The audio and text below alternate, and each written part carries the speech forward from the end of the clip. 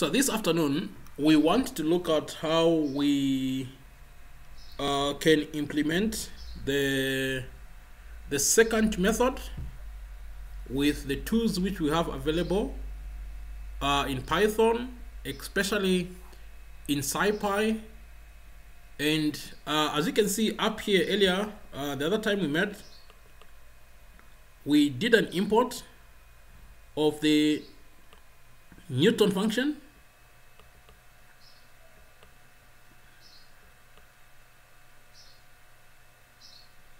Here we did an import of the Newton function. You can see here from scipy.optimize.zeros we import Newton.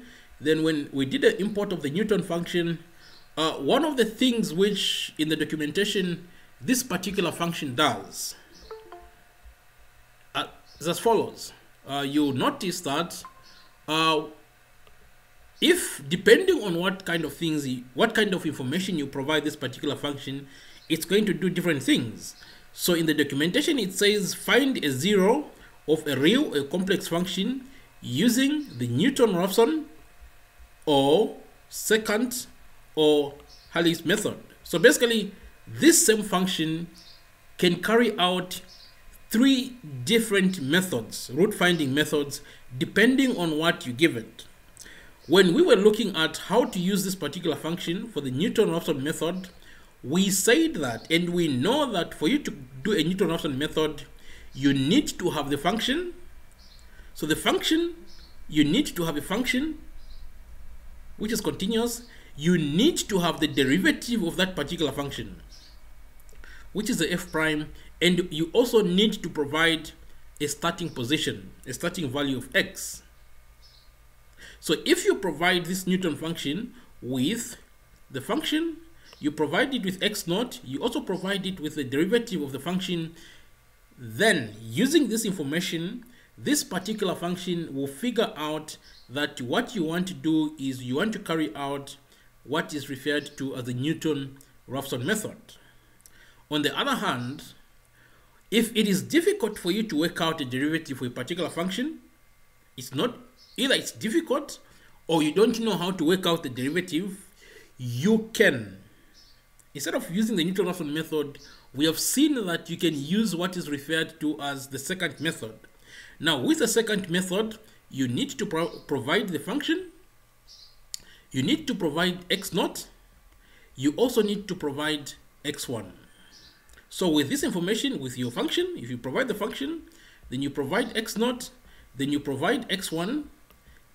Based on this particular information which you have provided, then this particular function will know that you want to carry out the secant method. For the other method, this Halley's method, it depends on whether you can also work out a second derivative. So you've got the first derivative, then the second derivative. If you can work out the second derivative of a particular function, then, so in this case it says if the second order derivative f prime of a function is also provided, then Halley's method is used. So if you can provide the function, you provide your x naught, you provide your, I think you should provide a f prime, and also if you can provide the second derivative of that particular function, then this method, Halley's method, is going to be used. Are we clear? We are going to try to see what it is going to take for us to actually even use Halley's method. We'll try to have a quick look at the documentation to see what do you need. How should the information be provided? Let me just have a quick look. That is for f that this f prime. Okay, that bit. Let me see. Optimize f prime that. Okay, so we'll see what it's going to need, and yeah. So basically, that's how things work. So I also teach a distance student the same thing. So basically we kind of switch the material between you guys and the other student. So I was teaching her yesterday, and this is where probably we're going to make a bit of progress in this case. So with this equation, With the second method, with this equation, example number 5, find the root of the equation. F of x equals to x to the power 5 minus 2x squared minus 3 equals to 0. With the second method, starting with x naught equals to 2.5 and x1 equals to 2.0. So you have your value of x naught, which is 2.5, with the value of x1, which is this much. So we create a lambda for this particular function. When we do that, what we end up with is the following. We end up with, when you create a lambda for this, f of x equals to x to the power 5 minus 2, x squared minus 3 equals to this. So we create a lambda function, which is going to be this, f equals to lambda x, then x to the power minus 5, x to the power minus 5 minus 2, x to the power minus 2, then minus 3, which is the lambda for this particular function which we have there. So we do that.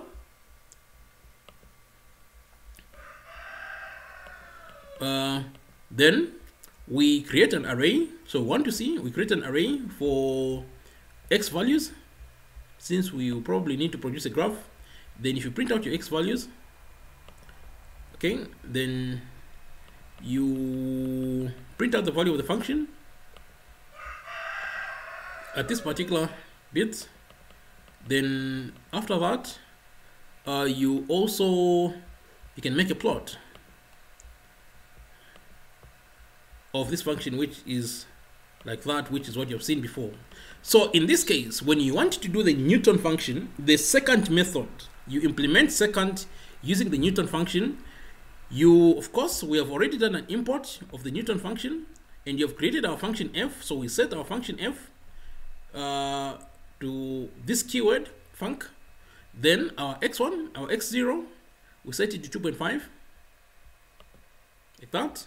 And our x1, we set it to 2, like that. So when you do this, when you run this, so because you have provided only your f, you have also provided only your x naught, which is 2.5, and your x1 like that, what it's going to implement is going to implement the second method, which is going to give you this root. Of course, if you need more information about how many times this particular function ran, you can set this other keyword, this other parameter, this keyword. You can set the full output keyword, you can set it to true.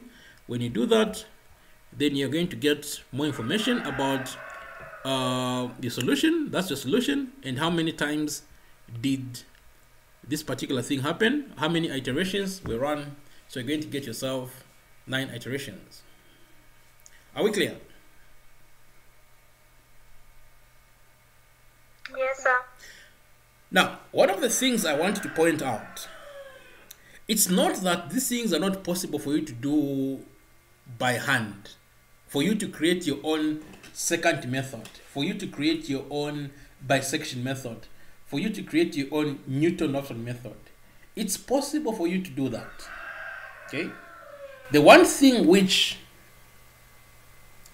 I am not encouraging is, I'm not going to encourage, we can show you, we can even show you, say this is the code for the bisection and stuff like that, and probably it's good for practice. But the thing is, if there is already a module somewhere which has been prepared, which has been created and prepared by professionals, which carries out the things which we need to do, we need to use that than us creating things from scratch.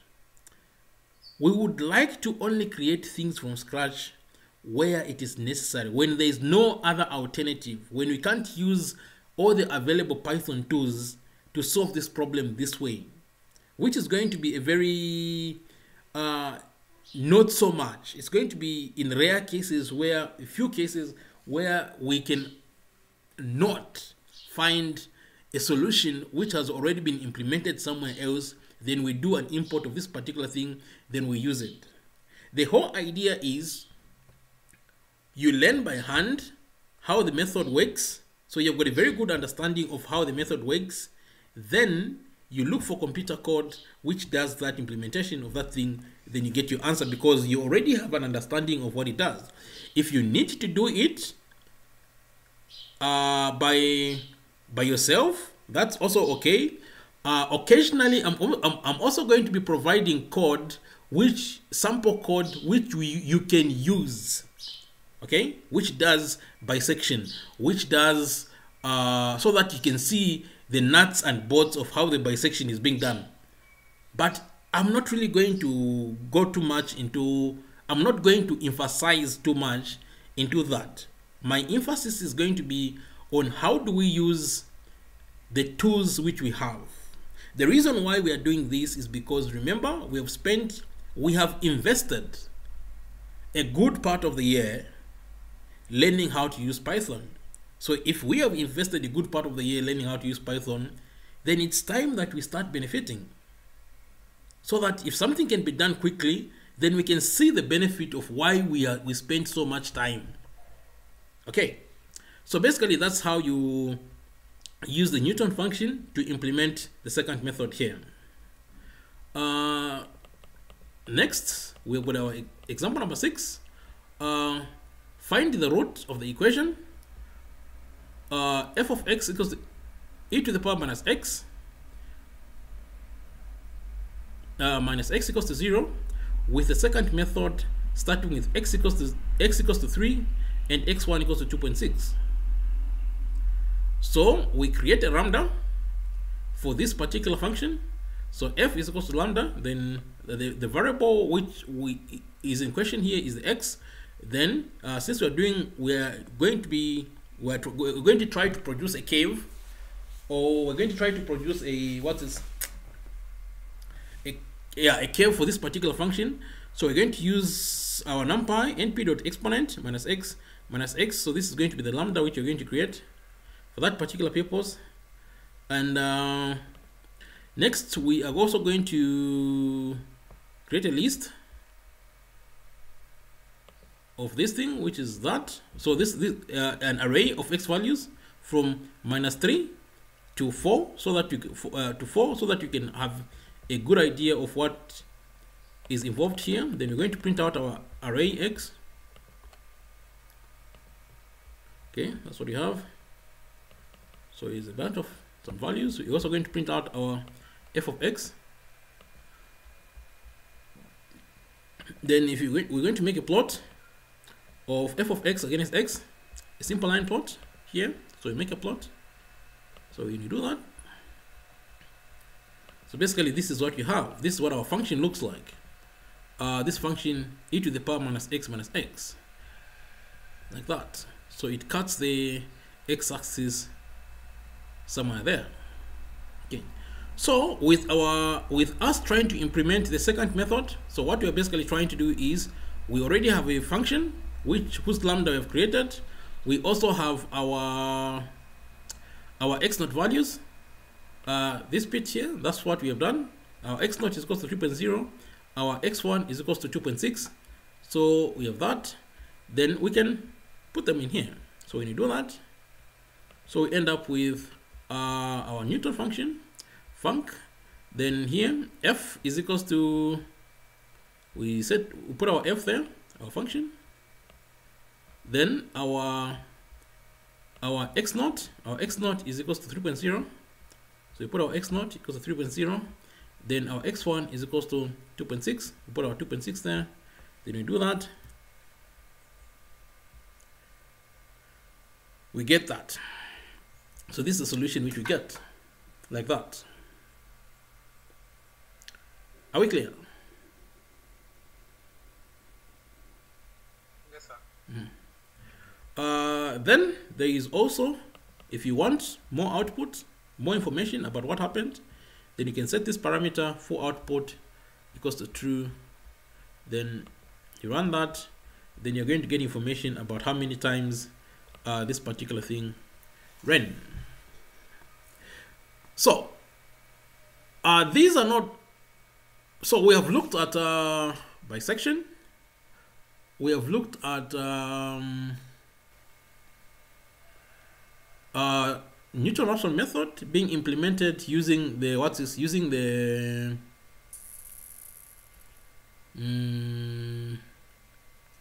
Newton function. We have also looked at the second method, which is being implemented using the Newton function. there is another function which combines all of them. There is a function which combines all of these depending on what's easier to do. So it's basically this particular function, we are not going to look at it, but I'm going to show it to you. It will start out with the easier methods. It will start out with the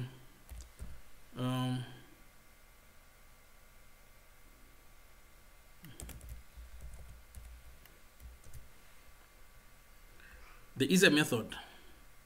So let me just check. So I was saying, list the contents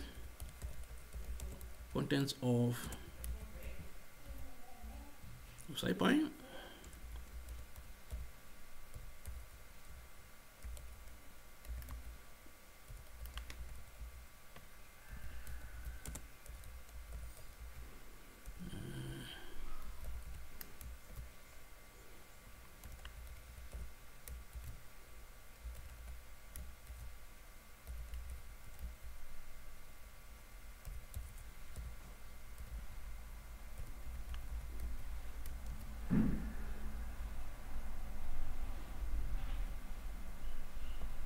So there is this.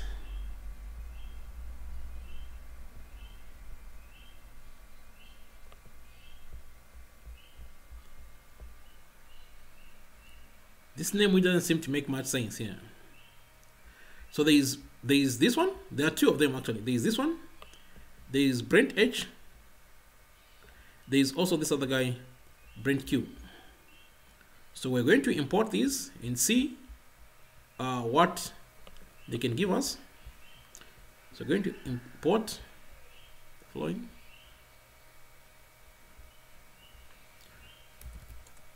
We're going to say from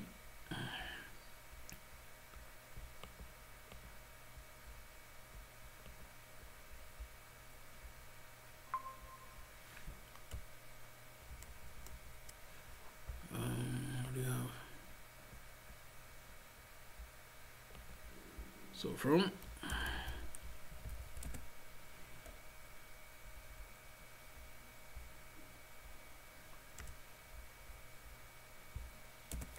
import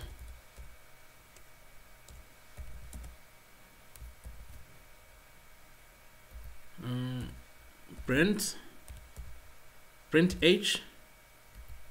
So you read that as Brent H and Brent Q. I'm sure about the Brent Q because I've used it before. Brent Q.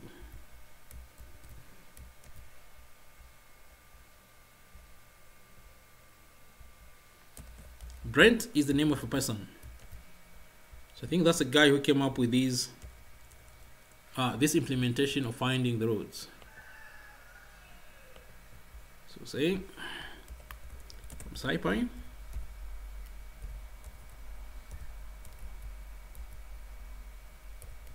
zeros, import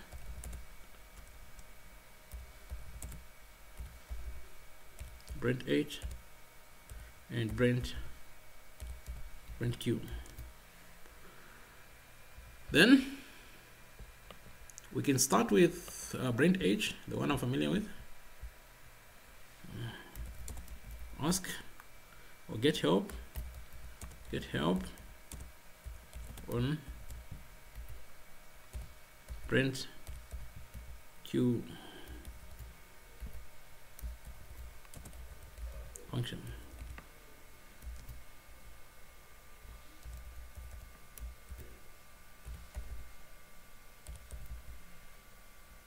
Brent Q.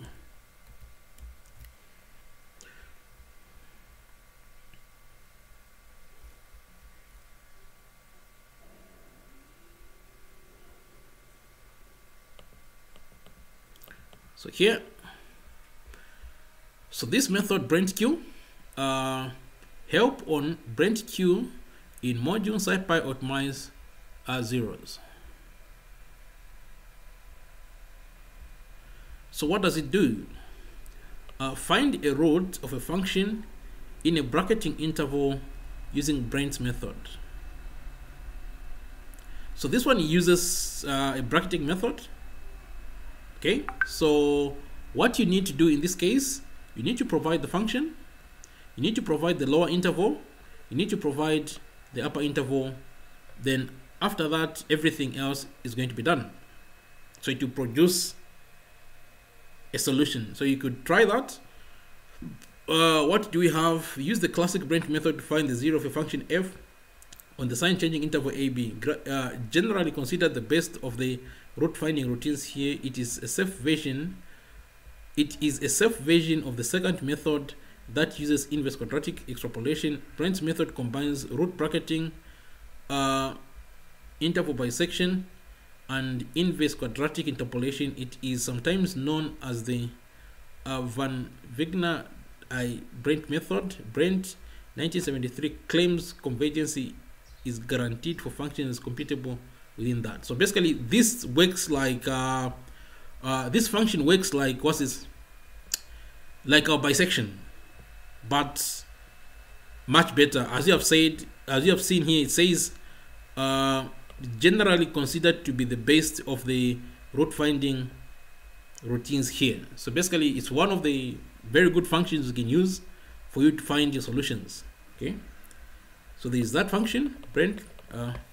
How do you use it? Just like the way you use bisection. There are some examples. You can find some examples here.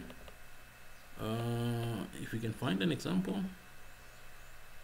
So the paper here, that's why we're saying Brent is the name of a person. This is a paper they wrote.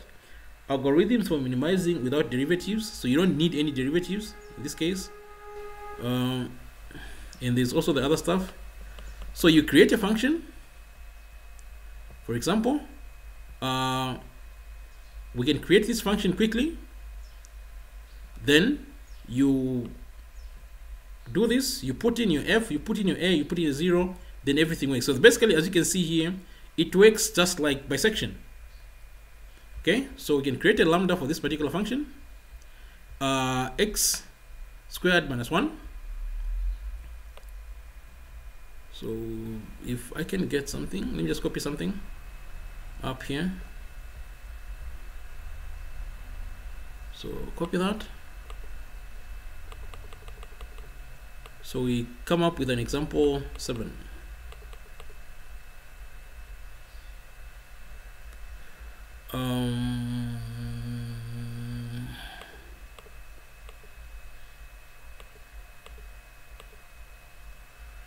Okay, so find the root of the equation. So we're going to create an equation that is x squared x squared minus, I don't know what we had in there. Just a minute.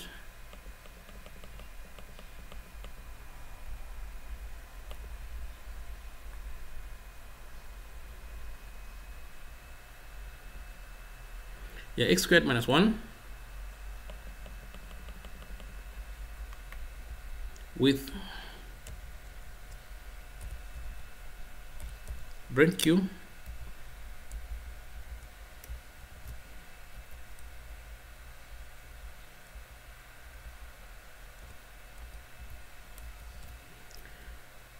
in the interval starting with the interval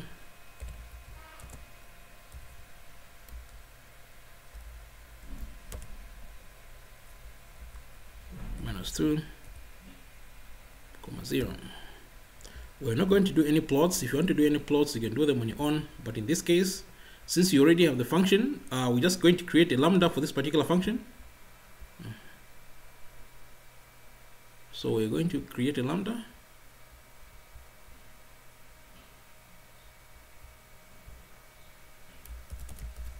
Create lambda for f of x equals to this.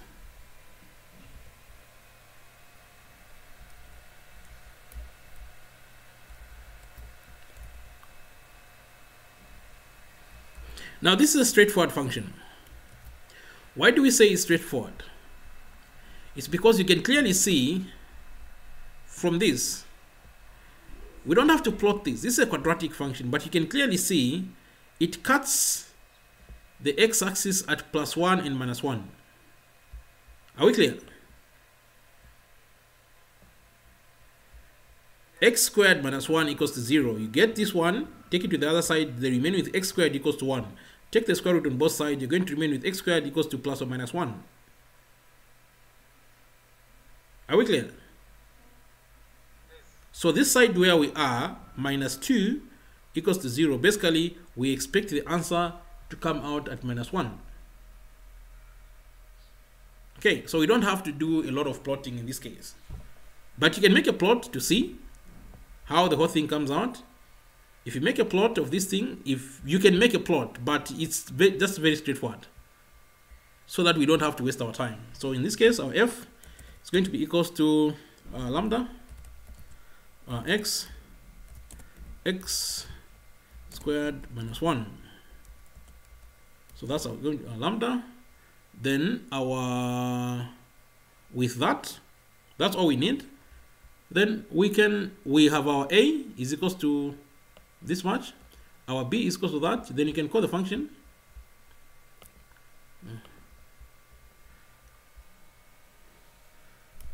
call the bread q. Okay.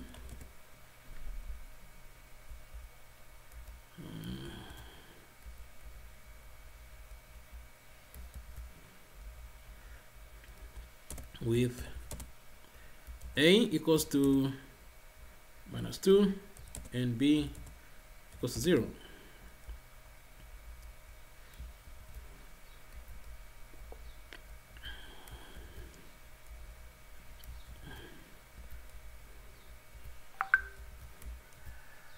So in that case, we can say bread q. We set our f a equals to -2. Or b equals to 0. Run that, you get your -1. If you need more information about how many times this thing ran, of course you can always set your for output to true. When you do that, you get information about how many times it ran. Okay, so this is another I will not teach this, but it's also one of those bracketing methods which are available for you to use when you're trying to find roots. Okay, the other one is which one? This guy, I think print h. I have not looked at print h a lot. Let me see if it's of any help in any way.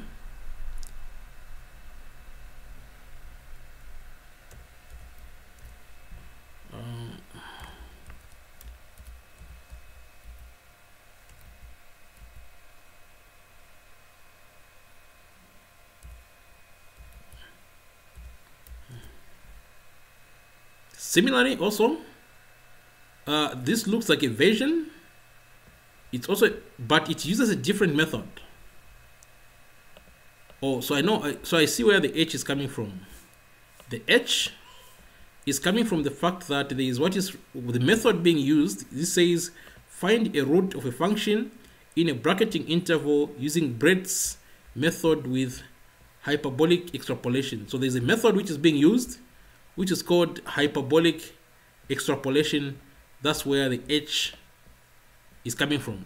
Is that clear? So with this particular function also, I think it should be able to give us the same results. So if you call it, so it's just a method which is being used, the kind of inside.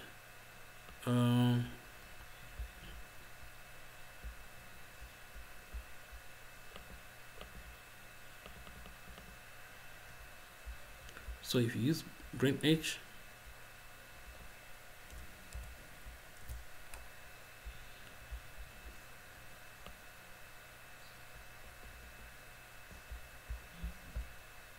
so this one, So you put print H there. So the answer should also come out the same. What do you have? Where is it?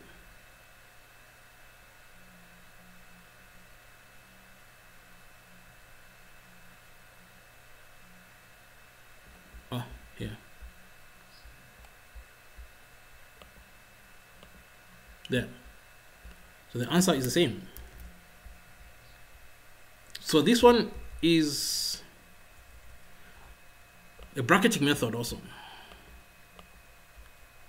You can do the output, for output, true,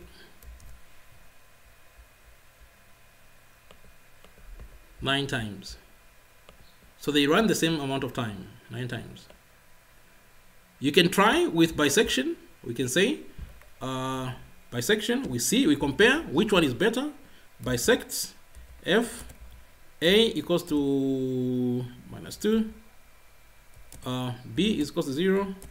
If they are the same, that's okay.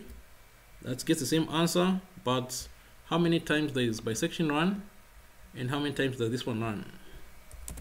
Full output, true. Interesting. This one only ran once. Okay, that's very interesting. So the bisection did better here, probably because of whatever the interval was. But yeah, so you can see that we're getting the same answers. But in this particular case, I think because things were very symmetric, the bisection just ran once. Okay. Any other question? So you can explore some of these things to find there is more than one. As you can see, when we did the import of this particular module here, scipy.optimize.zeros, there is more. There is bisect, there is Brent H, there is Brent Q, there is a Newton function here. There are other methods like this one, I think Riddler. There is also this one, Tom's 748. I don't know what it does, but these are things which you can explore in your own free time to see how some of these functions which are already available for you to use actually work. Are we clear?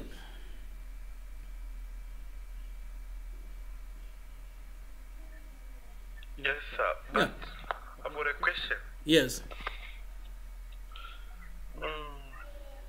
What's the harm, like, when you want to import the modules which are in scipy, instead of importing them one by one, you just import them like using a star, whereby you just do from scipy.optimize import, and then everything comes at once. You can do that. There's no harm. Yeah, but the problem is when you do that, you don't know where exactly things are coming from. You understand? You've got no idea where this particular function comes from. Where does it come from exactly? Are we clear? If you just say from scipy import from scipy, you just say from scipy.optimize, then you look at what is scipy.optimize. It's a lot of things. So at the end of the day, I also decided to narrow down on where was I looking in scipy.optimize. If you look at what I have up, where is that?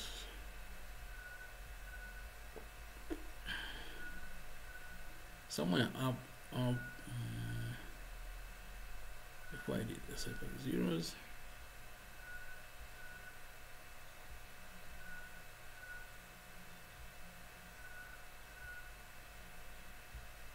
Okay, so this is where I started from. I say from scipy.optimize, right? Then we print out what is in scipy.optimize. It's a lot of things. But the one thing we're using is this one here. This. That's the one which gives us a focus on the thing we've been doing, root finding and stuff like that, and those other things. There are other optimization things you can do. For example, we are going to be using, very soon we'll be doing least squares. when we do curve fitting, so these are also optimization codes, least square, and you can see also there are these other ones. So everything is here. We have looked at bisect.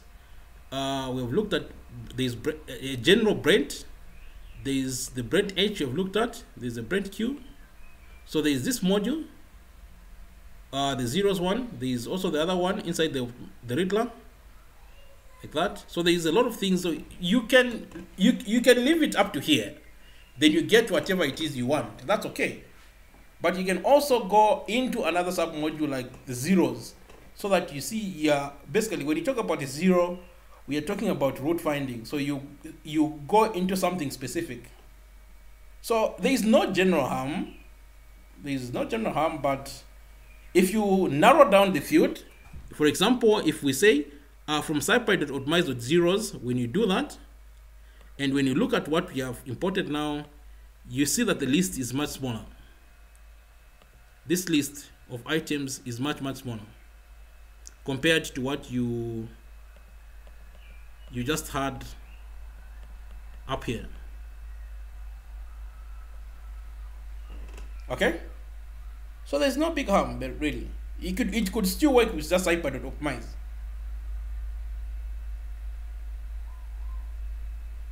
Are we clear? Well, thank you. Yeah. Any other question?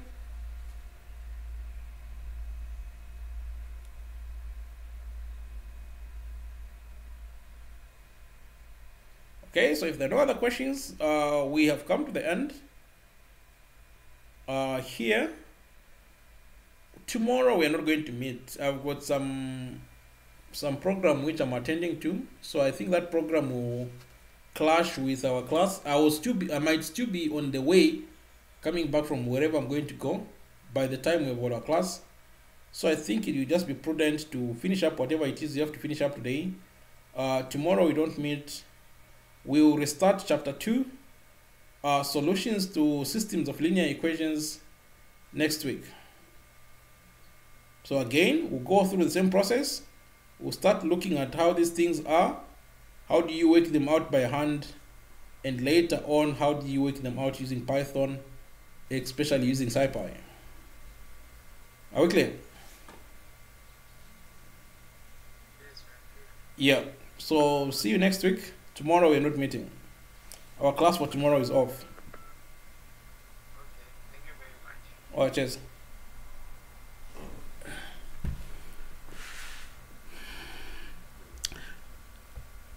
The PDF for this particular thing, this particular notebook, is going to be uploaded on your Moodle.